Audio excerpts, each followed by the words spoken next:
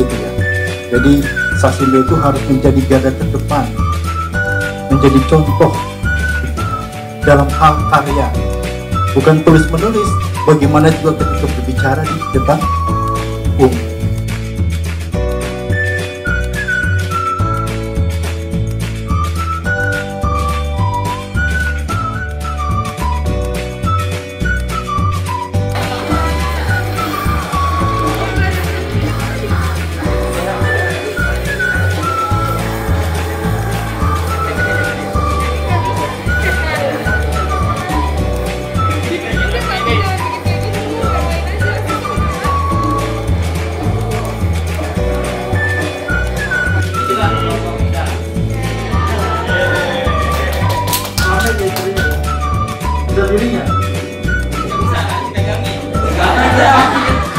Jadi tadi perintahnya kalian boleh buat sesuatu apapun.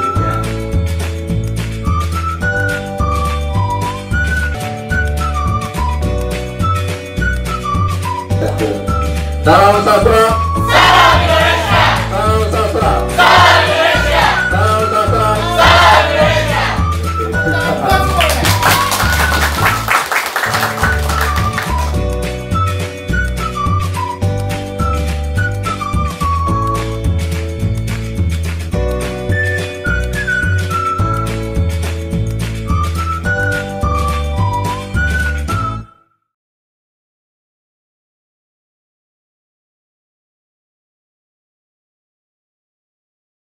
Hikmah, Jakarta tahun 2009.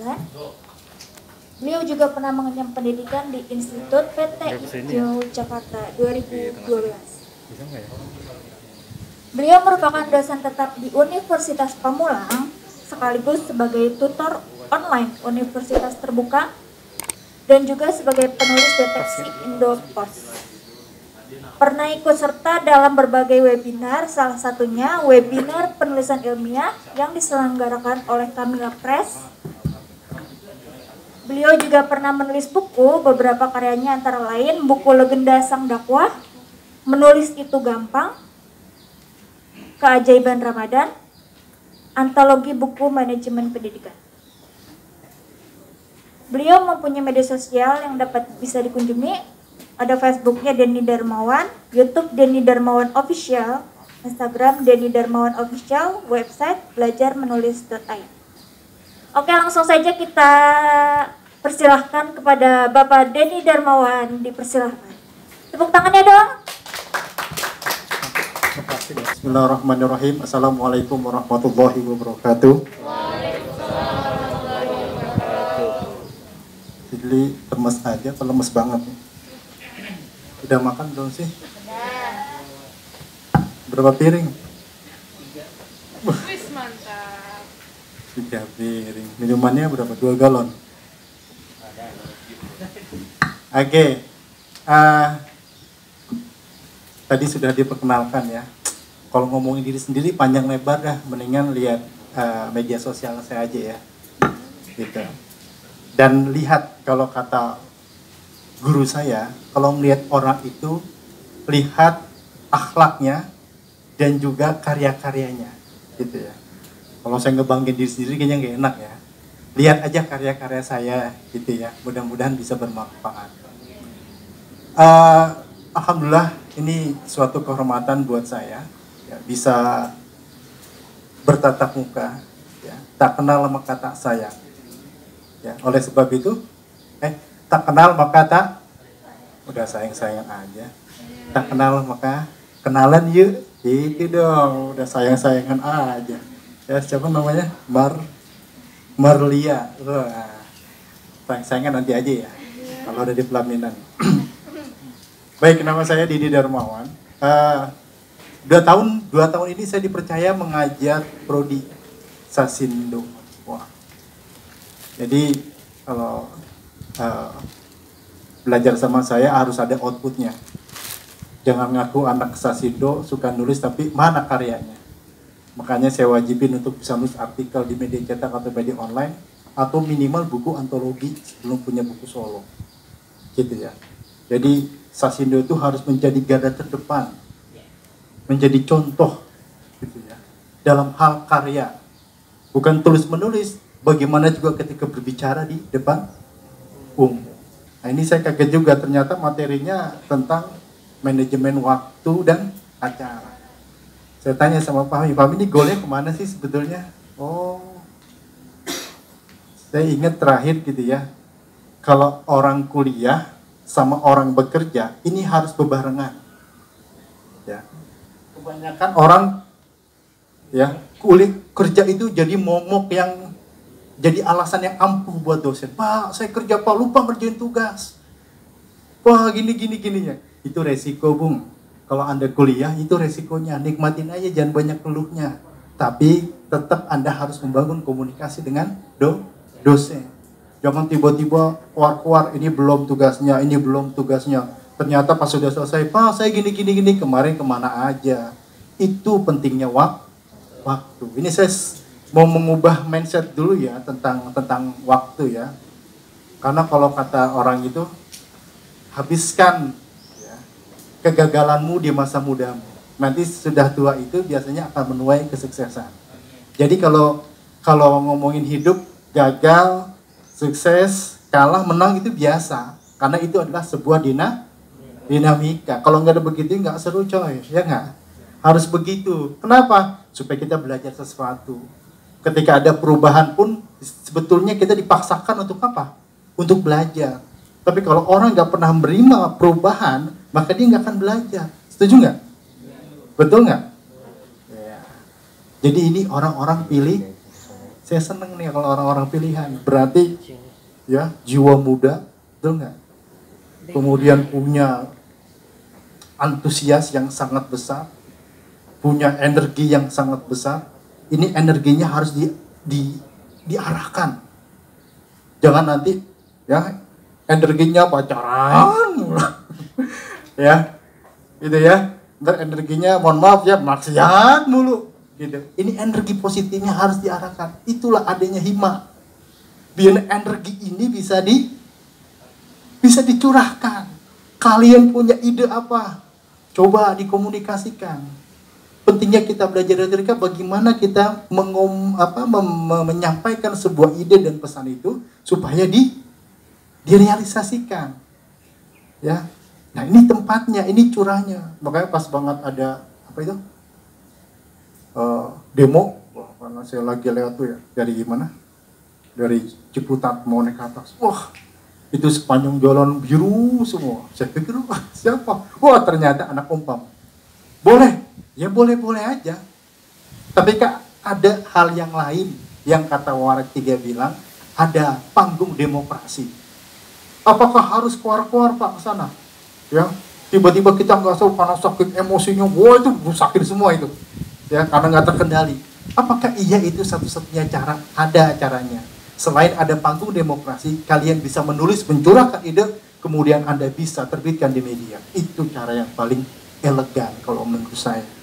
Ya, makanya saya waktu baca, kita lagi buat buku antologi ya Fahmi ya, tentang Membumikan Sastra, antologi salah satu UASnya adalah membuat naskah antologi. Jadi ketika saya baca satu-satu ya, gitu, ternyata orang yang sastra itu punya jiwa seni dan imajinasi yang sangat tinggi. Jadi ada orang itu dipengaruhi dengan tulisan-tulisannya ketika dia masih kecil. Dan itu kebawa karakter itu. Coba kalau seandainya kita mampu membuat novel dengan sebuah karakter yang sangat luar biasa, contohnya kan banyak tuh ya, Laskar Pelangi, Andrea Herata, kemudian Kang Abik, ya, dengan karakternya siapa? Ayat Cinta, ada yang nonton ya? Anggap aja ya, Fahri. Bagaimana karakter Fahri itu bisa memberikan pengaruh kepada pembacanya, sehingga ketika dia belajar itu seakan-akan dia juga pengen membuktikan kepada ibunya. Karena sampai jual sawah ke Mesir, sekolah jauh-jauh ke Mesir gitu kan. Itu kan ada karakter yang sangat kuat, ada punya nilai-nilai yang sangat kuat. Oh, ternyata mereka tuh termotivasi masuk sastra, salah satunya itu. Ya, dia pengen mengimprovisasikan nanti dirinya, bahkan mempunyai banyak karya. Nah, kembali lagi nih ke waktu antara kerja dengan kuliah, udah gitu hima lagi. Waduh, gimana tuh Pak? Yang reguler B banyak nggak di sini reguler B? Banyak nggak? Yang reguler B? Siapa ini? Wes Rendra. Oh, Lastri. Oh, Lastri ya. Saya sudah kenal Lastri. Ada lagi sekelas Lastri? Oh, Tatu jadi dosen. Ini? Oh, Ladina. Ya. Ya, saya sudah baca naskahnya. Baik. Nah, udah kuliah, kerja, ikut hima lagi. Jadi keteter tuh antara waktu ketika udah waktunya mengumpulkan tugas, udah waktunya UAS, itu baru kelabakan, kalang kabut itu. Apa yang jadi alasan? Kerja Pak. Saya ketika dapat materi ini, saya berharap Anda itu sudah pintar membagi waktu dan jangan jadikan alasan kerja itu sebagai momok. Untuk apa? Untuk mencari alasan supaya Anda itu dapat dikasihani sehingga dapat gitu. Ada dosen yang nggak mau begitu. Kenapa? Karena berulang-ulang kali dikasih tahu. Nah, goal hari ini Anda itu bisa bagi waktu antara hima, bekerja, dan juga kuliah. Oke, siap nih? Siap? Siap ngikutin acaranya? Siap. Nah, siap ya. Baik. Ya, langsung aja. Jangan tegang ya. Ini udah kenal nih ya. Nah, oke. Langsung. Jadi gini, manajemen sama waktu dan acara itu sebetulnya sesuatu yang berbeda. Tapi karena manajemen ini konteksnya lebih luas, maka dia bisa Bisa diintegrasikan, bisa dikolaborasi. Dengan apa? Dengan macam-macam ilmu. Banyak tuh, ada manajemen keuangan, bagaimana mengolah keuangan, ada manajemen diri, bagaimana diri ini mempunyai kepribadian yang bagus, ada manajemen SDM, segala macam. Nah, ini manajemen waktu dan acara. Nah, kenapa sih ngomongin masalah waktu itu kita perlu manajemen? Ya perlulah. Ya. Kenapa? Kita punya tujuan, gimana waktu itu juga bisa efektif dan efisien. Presiden sama kita waktunya sama nggak? Nah, apa bedanya?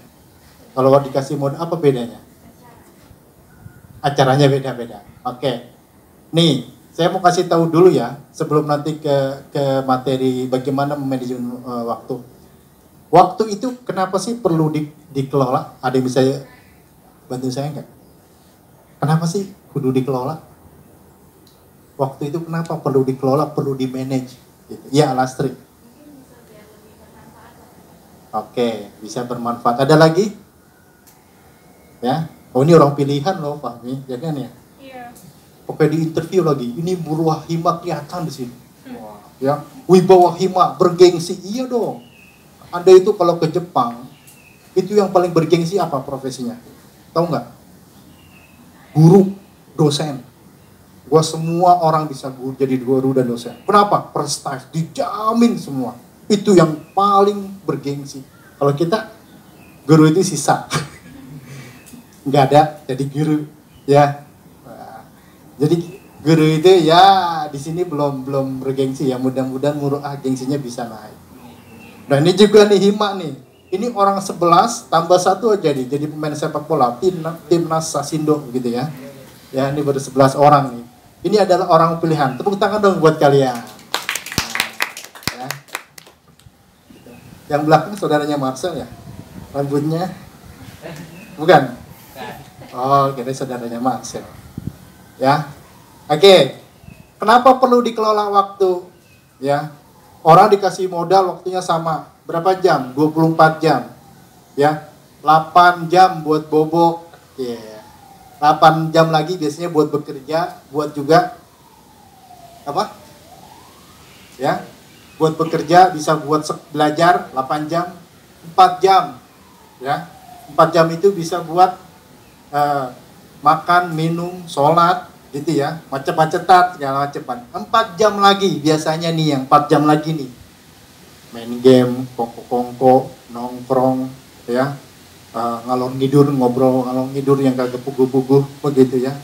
Nah, bagaimana yang pembagian tadi ada 8 jam buat tidur, 8 jam buat bekerja atau buat sekolah, 4 jam itu buat makan, minum, istirahat sebagian 4 jam itu ada waktu santai.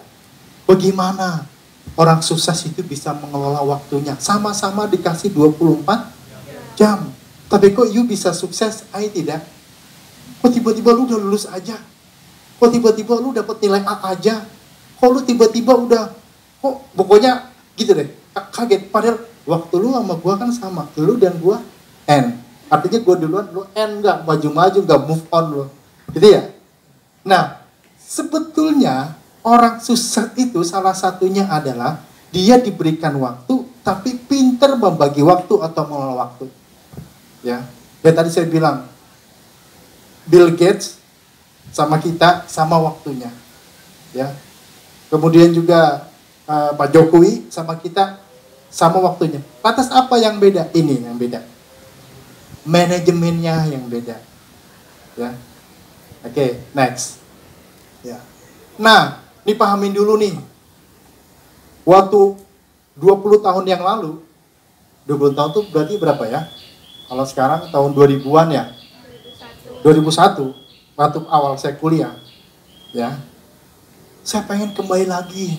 Aduh, kenapa ya? Waktu dulu saya suka, kenapa saya nggak nembak dia? Saya pengen loh kembali lagi. Nggak bisa. Ya. Dulu tuh saya pengen banget ini. Ya. Bisa begini, bisa begini. Seandainya waktu berlalu, udah nggak bisa. 20 tahun lalu saya kuliah. Ya. Kemudian waktu 20 tahun yang lalu, ya, sebetulnya saya itu pengen banget ikut ini. Tetapi kenapa saya dulu pemalu? 20 tahun lalu. Bisa baik lagi kira-kira? Nah, ini sekarang kalian nanti ukur 20 tahun yang lalu atau 10 tahun yang akan datang. Itu nanti kalian, wah saya dulu di Hima, kenapa saya nggak begini? Kenapa saya nggak begini? Ya, kenapa harus menunggu 10 tahun? Nah, ternyata karakteristik waktu itu nggak bisa diputer kayak Doraemon, kantong ajaib, kembali ke masa lalu, nggak bisa, ya, gitu. Dan waktu yang sudah berlalu nggak mungkin kembali. Oh seandainya ini, seandainya saya pada waktu itu ya. Bisa lebih cerdas, kayak dia harusnya gini. Hanya ngelamun aja. Kenapa? Nggak akan kembali. Al-waktu kasoi. Waktu itu bagaikan pedang. Dan sisa waktu yang kita lakukan itu seperti terpotong. Tergantung bagaimana. Kan banyak orang, kenapa lu baru insaf kalau lu sudah masuk penjara? Kenapa baru insaf, baru tobat kalau kita itu sudah?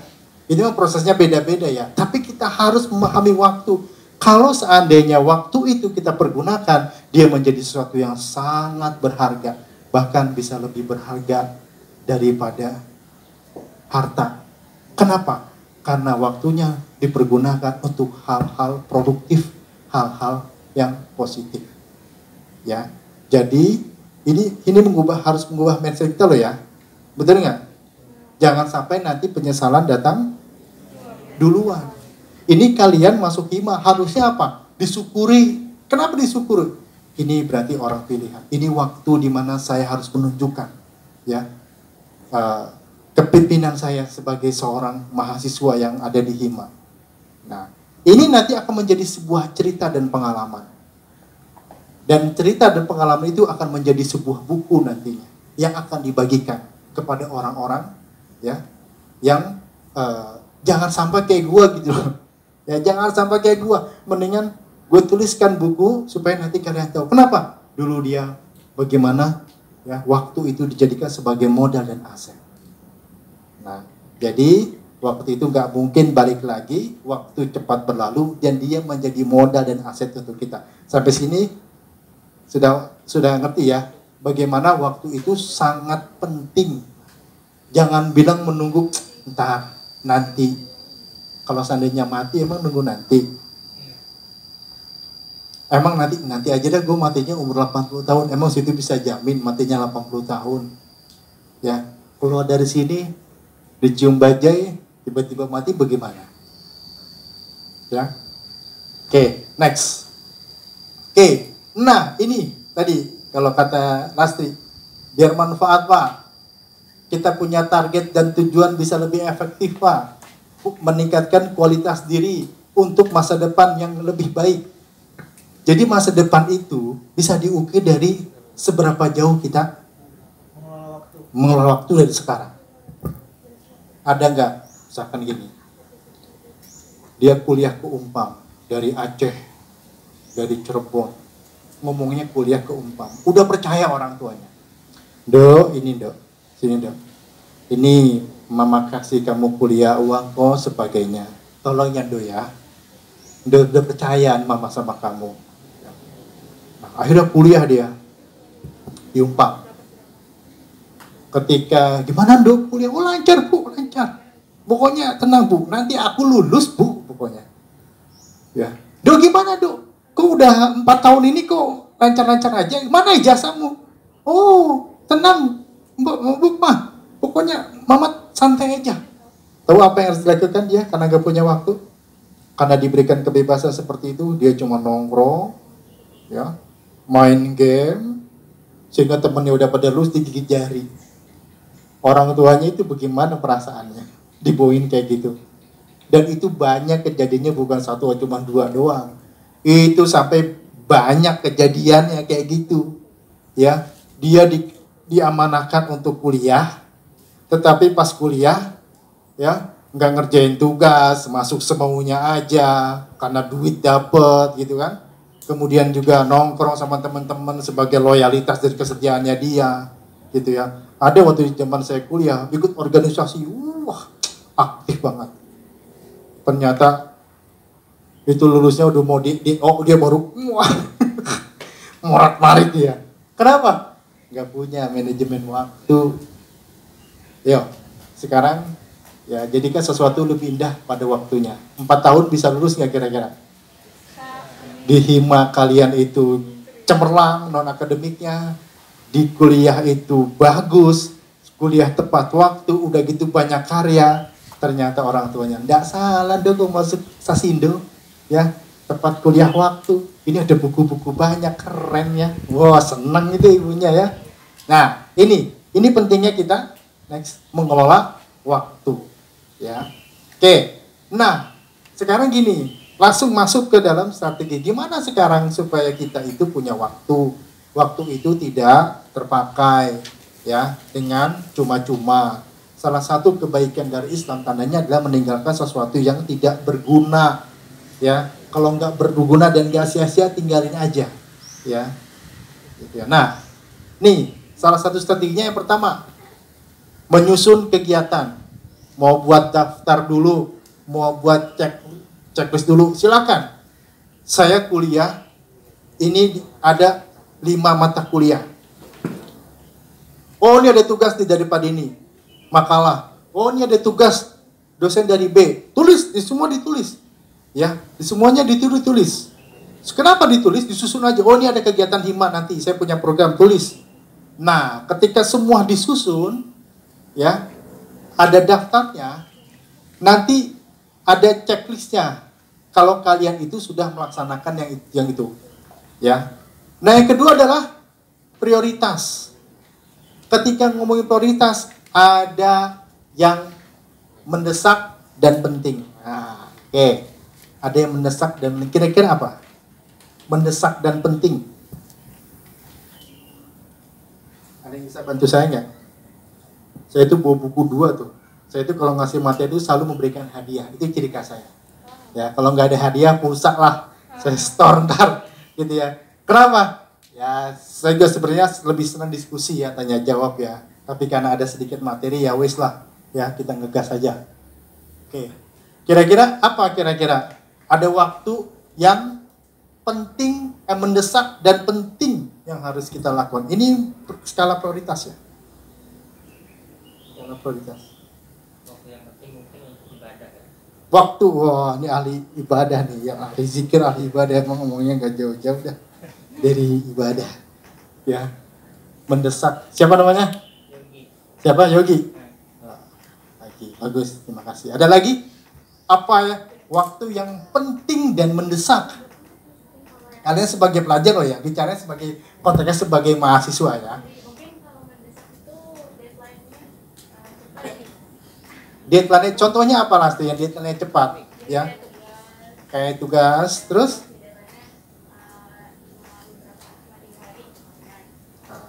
Jangan mau dong kalau misalkan UAS itu kemudian dapat nilainya E, mau nggak kira-kira?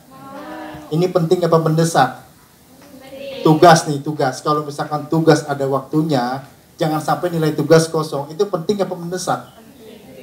Penting dan mendesak. Kenapa? Karena sebagai mahasiswa. Kalau ini tidak disegerakan, penting dan mendesak, kalian nggak lulus.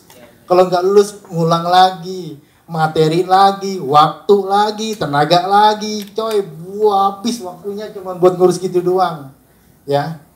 Nah, ketika ngomong masalah mendesak dan penting, maka prioritaskan. Kapan tugas harus dilaksanakan? Kapan UASnya? Dicatat tuh. Kenapa? Kapan waktu belajarnya? Ya, makanya saya belum kesampaian mau nulis buku itu. Saya pengen nulis buku itu baca sistem ngemil, menulis sistem cicil. Itu saya pengen kasih pengalaman. Karena saya pernah dalam satu waktu itu mendesak dan penting.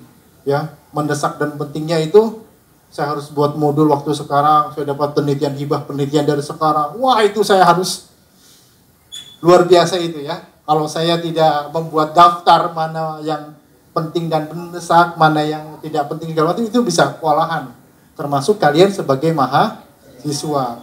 Masa udah kuliah 4 bulan atau 3 bulan ya, 4 bulan masa dapat E atau dapat C, ini berarti kurang mengolah. Oke, mendesak dan penting. Ada tidak mendesak tapi penting. Kira-kira apa? Tidak mendesak tapi penting. Kira-kira apa? Waktu yang sudah ditentukan namun masih banyak waktu. Waktu yang ditentukan tapi Masih banyak waktu. masih banyak waktu. Contohnya apa kira-kira? Contohnya Waktu kita tapi tidak waktu. 2 minggu lagi UAS. Nah, masih banyak waktu. Oke. Itu yang penting. Oke. Tapi tidak mendesak. Oke. Bagus. Ya. Ada sesuatu ini penting tapi tidak mendesak. Katanya tugas ya. Ya. Oke, tugas. Ya. Terus apa lagi? Acara keluarga itu penting, Pak, tapi tidak mendesak. Bolehlah 1 minggu jalan keluar bareng keluarga. Terus apa lagi? Kalian perlu baca buku nggak sih? Perlu baca buku, nggak perlu baca modul nggak sih? Modul itu perlu waktu nggak sih? Itu tidak mendesak, tapi penting. Pentingnya karena nanti ketika UTS sama UAS baru. Makanya jangan sampai itu menjadi sesuatu yang penting dan mendesak. Karena membaca modul, membaca buku itu memang di awal itu tidak penting, tapi ketika UTS penting, ketika UAS. Makanya saya selalu menyarankan buat mind mapping ketika buat modul dan belajar. Ya. Kalau nggak begitu, segitu banyaknya modul, gimana cara bacanya? Ya baca sistem ngemil. Kalau orang ngemil itu kan dikit-dikit, kalau baca juga dikit-dikit. Oh ya gini, yang penting ngerti. Buat itu mind mappingnya, klek. Nanti ketika 1-7, nggak perlu banyak baca buku-buku. Lihat mind mappingnya, semuanya baru analisa dengan ijtihad pikiran Anda. Itu namanya, ya nggak akan kena plagiasi itu.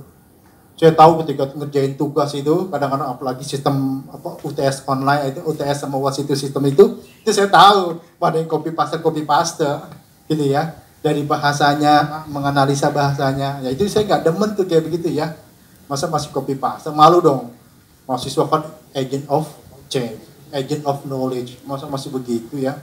Nah ini kelebihan, kekurangan kita ketika UAS gitu. Jadi tidak mendesak tapi penting. Apalagi kira-kira?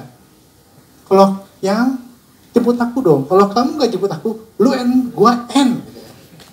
Nah, ini bahasa asmara nih biasanya. Dia merasa ini penting, nggak mendesak gitu sebenarnya, tapi penting takutnya. Jadi wah gitu ya. Ya. Ini yang ini nih, mendesak tidak penting. Ya. Kalian tuh zaman kalian itu ketika pacaran itu sebetulnya tidak penting, tapi kadang bisa menjadi hal yang sangat mendesak. Kamu jemput aku dong, katanya sayang. Ya, nanti dia baby love sebentar nih, ada hima dulu, gitu ya. Nah, kalau posisi hima gimana? Kalau posisi hima gimana? Kalau kalian nanti ada acara nih, misalkan nih, ada acara kumpul nih, kata Kak Fahmi, kira-kira kita punya schedule, ya. Kira-kira gimana?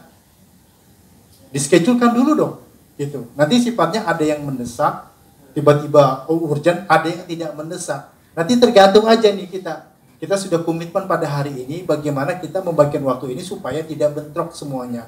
Belajar oke, kerja oke, ikut hima juga oke.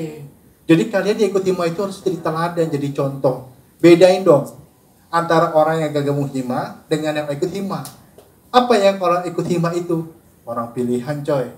Berarti harus menjadi contoh buat yang lain, ya enggak? Nah, oke. Mendesak tapi tidak penting, ya. Apa kira-kira mendesak tapi tidak penting?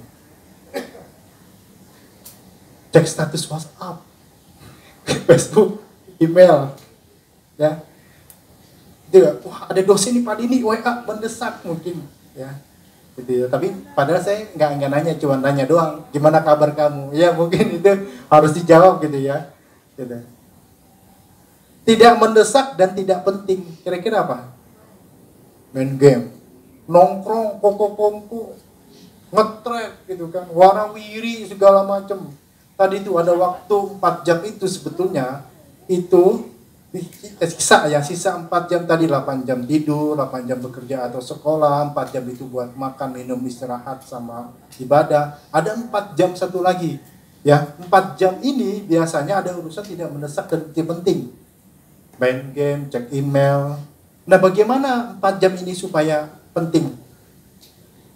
Kalau bisa kurangin main gamenya. Saya juga punya waktu me time.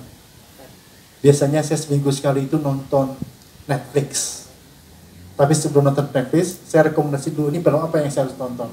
Jangan nonton tapi nggak ada hikmahnya, nggak ada pengetahuan. Saya nggak mau, saya cari dulu. Ada me time saya itu malam minggu, misalkan saya setelah capek ngetik segala macam, malam minggu nonton nonton Netflix gitu kan. Dengan film-film yang bagus gitu. Atau saya pengen tidak penting ini saya waktunya saya untuk membaca atau diskusi dengan teman. Nah, jadi ketika tidak mendesak dan tidak penting ini kita bisa delegasikan sebetulnya. Ya. Nah, next. Nah, ini dia. Kontrol waktu buat deadline, kemudian jangan tunda-tunda, bilang nanti, dan ini pendelegasian. Kalau nggak penting-penting amat bisa dong, tolong dong. Ya. Kalau ini pendelegasian ini bisa kita nyuruh orang sesuatu yang tidak penting-penting amat. Nah, ini adalah bagian dari strategi waktu. Bagaimana acara? Sama aja. Anda ini nyusun acara. Coba, Fahmi. Nyusun acara. Nih, Anda ini punya acara. Nah, acara itu kan ada 4 ya. Kalau ngomong manajemennya enggak, ada planning, organizing, executing, sama controlling, betul kan? Alhamdulillah, acara berjalan.